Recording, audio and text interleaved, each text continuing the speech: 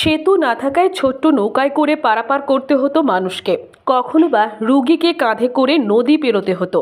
গ্রামবাসীদের উদ্যোগে অস্থায়ী বাঁশের সেতু তৈরি হলেও এলাকাবাসীদের দীর্ঘদিনের দাবি ছিল পাকা সেতুর।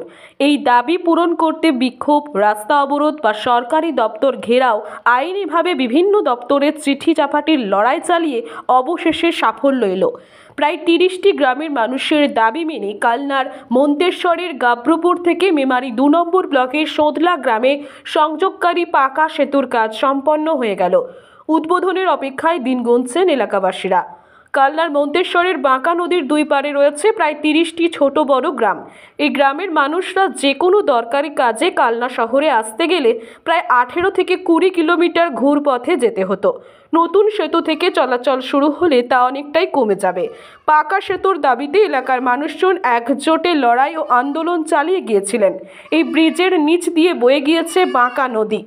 বর্ষার সময় এই নদীর চেহারা নেয় ভয়ঙ্কর। আগে মাঝে মাঝে ঘটত ভয়াবহ দুর্ঘটনা। নৌকোডুবি থেকে শুরু করে সাঁতরে নদী পার হতে গিয়ে অনেকেই ডুবে প্রাণ দিয়েছেন এই বাঁকা নদীতে। এলাকাবাসীদের উদ্যোগ একটি অস্থায়ী ব্রিজ সেখানে তৈরি হলো।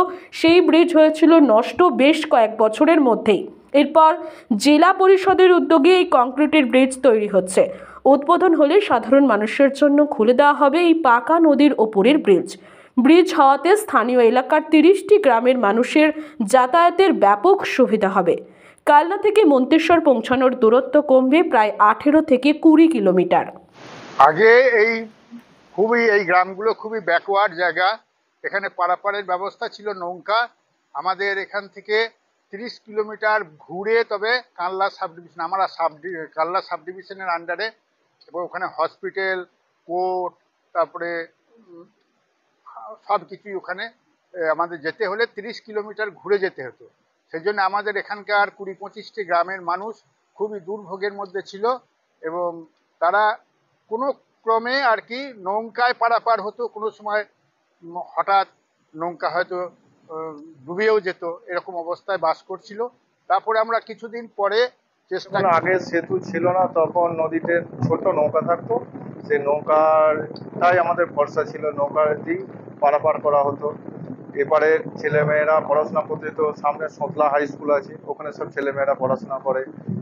আচ্ছা, কালনা সাব ডিভিশন আছে, সাব ডিভিশনের কাজেও আমাদের ঘরে ওইভাবেই পার হতে হতো। কোনো সময় নৌকা ডুবে যেত, ডুবে যাওয়ার সময় তখন আমরা গামছা পরে সাঁতরে পার হতে হয়েছে। অনেক সময় আবার চাষের মালপত্র পার করার জন্য ছোট গামলা দিয়ে তাদের চাপান টাপান নিয়ে, কোদাল নিয়ে এইভাবে পার হতে হয়েছে। তা যখন কোনো অসুখ বিসুখ করতো মানুষের, তখন আমরা কাঁধে করে নিয়ে, রাস্তাও ছিল, ডিএমকে জানিয়েছিলাম, সভাধিপতিকে জানিয়েছিলাম, জেলা পরিষদের ইঞ্জিনিয়ারকে জানিয়েছি, তারপরে WBSRD যে এক্সিকিউটিভ ইঞ্জিনিয়ার আছে তাদের করে জানিয়েছি, নবান্নে পর্যন্ত জানিয়েছি। হ্যাঁ, এইসব জানানোর পর আমাদের এখন একটু শুরু হয়েছে ব্রিজটা। ওনারা আমাদের যে আবেদন ছিল সেই আবেদনে আমাদের কাছে সাড়া দিয়েছে। সাড়া দেওয়ার ফলে আমাদের একটা ব্রিজ এখন হয়েছে। কোন যে ওইখানটা, এ ধারটা আমাদের হচ্ছে মন্তেশ্বর ব্লক, ও ধারটা কালনা 1। এবার ওখানে সাব ডিভিশন কালনা, ওখানে আমাদের ওই যে নদীর পাড়ে যেসব গ্রামগুলো, বসতপুর, গাবরপুর, এইসব যে গ্রামগুলো আমাদের যেগুলো আছে, এমনকি আমাটিয়া ফামাটিয়া, এইসব সমস্ত গ্রামগুলো যেভাবে আছে, ওদের একটা পেশেন্ট আমরা যদি কালনা সাব ডিভিশন হসপিটালে যদি নিয়ে যেতে হতো, তাহলে অন্তপক্ষে এইটা মধ্যম গ্রাম হয়ে সাতগেছিয়া হয়ে 30 কিলোমিটার কম বেশি ওইটা আমাদের ঘুরতে হতো। সেটা গরিব মানুষের এলাকায়, গ্রামের মানুষের, সাধারণ মানুষের, আপনারা জানেন যে গ্রামের মানুষের অর্থনীতির পরিকাঠামো সেইভাবে নেই, এবং গাড়ি ভাড়া যেভাবে 30 কিলোমিটার ঘুরে যাওয়া একটা ইমার্জেন্সি পেশেন্টকে যেভাবে 30 কিলোমিটার ঘুরে, তার টাইমটাও তো সেভাবে লাগতো। সেই জন্য এখন ওইটা সেটা আমাদের সরকারের উদ্যোগ। আমাদের মাননীয় মুখ্যমন্ত্রী মমতা বন্দ্যোপাধ্যায় আমলে ওরকম একটা ব্রিজ সেতু বাঁকার উপরে হয়েছে। সেইটা এলাকার মানুষের এই যে 30 কিলোমিটার যে ঘুরে যেতে হতো এবং পেশেন্টদের যাতায়াতের সময় লাগতো, এবং শুধু তাই নয়, সেটা আর্থিক খরচাটাও সেটা অনেক বেড়ে যেত, সেটাকে অনেক উপকার হয়েছে এলাকার মানুষ।